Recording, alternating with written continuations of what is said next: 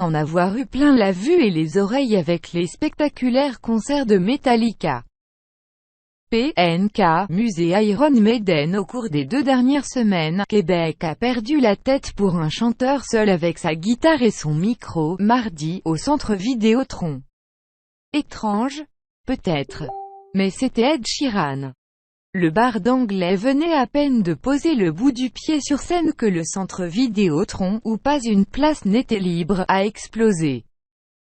Devant nous, 2 filles se sont sautées dans les bras en hurlant pendant que Sheeran amorçait la soirée avec le premier d'une série de hits Castle on the Hill. C'était l'hystérie. C'est la première fois que je joue ici et c'est la première fois que cette ville entend ces chansons. Si vous connaissez les paroles, chantez avec moi. Sinon, inventez des mots et chantez n'importe quoi, a lancé le très volubile Sheeran. Il avait tort de s'en faire. Les spectateurs connaissaient et chantaient les paroles de chaque pièce.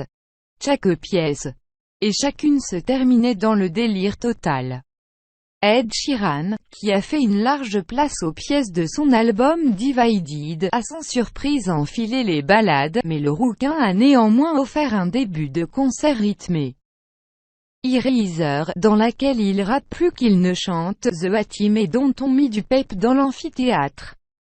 À part la visite d'un pianiste pour How Would You Feel, Sheeran s'est débrouillé seul avec sa guitare et sa pédale qui lui permettait de créer ses boucles sonores, un exercice qu'il répétait à chaque début de chanson.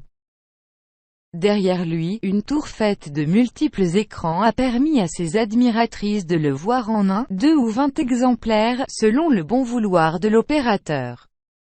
Bien sûr, Ed Sheeran ne réinvente rien. Sa pop et ses trucs pour embarquer la foule, c'est du 1000 fois entendu et vu. Mais quand Sing ou Shape of You font chavirer un amphithéâtre au grand complet, on ne peut que s'incliner devant son immense pouvoir d'attraction. Et comme pour remercier les gars qui ont fait le déplacement, il s'est mis en mode rock et a fait rugir sa guitare avant de se lancer dans un rap frénétique sur You Need Me, I Don't Need You, dernier titre de la soirée.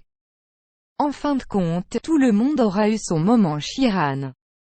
C'est indéniable, James Blunt sait compter et quand mettre son ego de côté.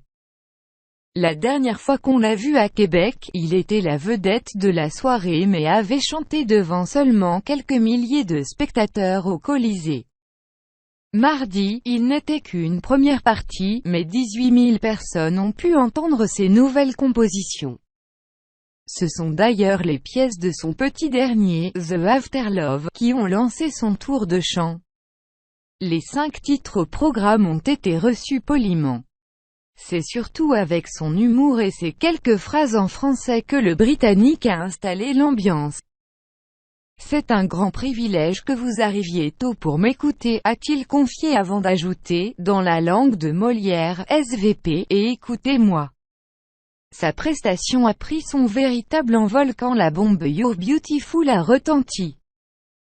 À partir de là, il a augmenté la cadence et on sentait de la vie sur scène comme dans la foule, notamment pendant les entraînantes hockey et 1900.